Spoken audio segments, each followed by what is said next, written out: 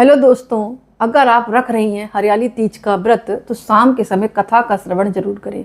कथा है इस प्रकार। देवी पार्वती अपने पूर्व जन्म में दक्ष प्रजापति की पुत्री सती थी। उस समय दक्ष प्रजापति के विरोध और इच्छा विरुद्ध जाकर देवी सती ने महादेव से विवाह किया था। दक्ष प्रजापति भगवान विष्णु से देवी सती का विवाह करवाना चाहते थे, लेकिन देवी सती भगवान शिव को अपना पति मान चुकी थी। अंत में पुत्री की खातिर दक्ष प्रजापति को भगवान शिव के साथ सती का विवाह करवाना पड़ा, लेकिन दक्ष प्रजापति फिर भी शिव द्रोही बने रहे, मतलब वो शिव भगवान को प्रेम नहीं करते थे। एक समय दक्ष प्रजापति ने भव्य यज्ञ का आयोजन किया, जिसमें सभी देवी देवताओं, नाग, किन्नर, गंधर्व, ऋषियों को आमंत्रित किया गया। त्रिलोक में दक्ष प्रजापति के यज्ञ की चर्चा होने लगी।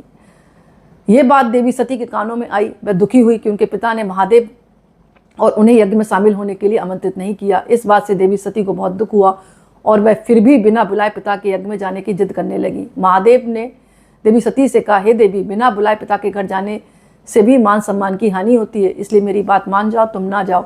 लेकिन देवी सती अपनी जिद में शिव की बात को मानने को तैयार ना हुई और शिव के कहने पर कहने लगी, आप भले ना जाए, लेकिन मैं अपने पिता के यज्ञ में जरूर जाऊंगी। और वह शिव की आज्ञा बिना ही मायके चली गई। दक्ष प्रजापति ने जब देवी सती को बिना बुलाए आए देखा तो देवी सती और महादेव का बड़ा अपमान किया। उस समय देवी सती को महादेव की बातों का मतलब स्मरण हो रहा था और अपनी भूल पर वह प्रायश्चित करने लगी। सती ने कहा, महादेव के मना करने पर भी मैं यहाँ आई और मेरे कारण मेरे पति का अपमान हुआ, अतः अब किस मुंह को लेकर शिव के समक्ष जाऊंगी। दुखी और क्रोधित सती उसी समय पिता के यज्ञ कुंड में शिव का ध्यान करते हुए कूद गई और सती हो गई। देवी सती के अग्निकुंड में देह त्याग की सूचना मिलते ही भगवान शिव अत्यंत क्रोधित हो गए और वीरभद्र को प्रकट किया, जिससे दक्ष प्रजापति के यज्ञ को नष्ट कर दिया वीरभद्र ने। इसके बाद शिवजी घोर साधना में लीन हो गए। इधर देवी सती को भगवान शिव की आज्ञा को उल्लंघन करने का दंड भी मिला और उनके कई जन्म हुए। इस तरह देवी सती के 108 जन्म हुए। 107 जन्मों तक भगवान शिव को पुनः पति के रूप में पाने की तपस्या करती रही। 108वें जन्म में देवी सती का हिमालय की पुत्री पार्वती के रूप में जन्म हुआ। इस जन्म में देवी पार्वती ने भगवान शिव को पति के रूप में पाने के लिए सावन की तीज का व्रत रखा था और वह शिवलिंग का निर्माण करके भक्ति भाव से शिव जी का पूजन कर रही थी, तपस्या में लीन हो गई थी। देवी पार्वती की तपस्या से अंत में प्रसन्न होकर हरियाली तीज पर भगवान शिव प्रकट हुए और देवी पार्वती को वरदान दिया कि तुम मेरी अर्धांगिनी बनोगी।